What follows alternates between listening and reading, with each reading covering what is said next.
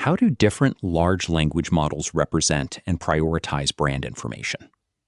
By comparing Google's Gemini and Gemma model families, we can map the inner neural pathways, or circuits, that drive how these systems perceive brands. This comparative analysis uses a parallel testing setup to capture neural activations.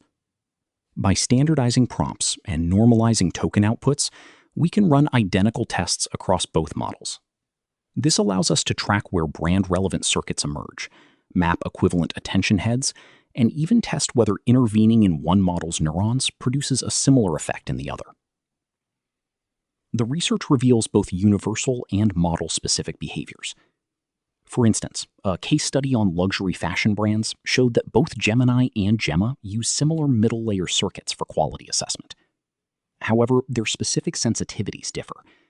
Gemini proved more responsive to brand heritage signals, while Gemma focused more on price-to-quality associations. Understanding these differences allows strategists to design prompts that work universally, while tailoring specific elements to match each model's unique strengths. As artificial intelligence continues to shape how we discover information, cross-model circuit analysis will be essential for building robust brand strategies.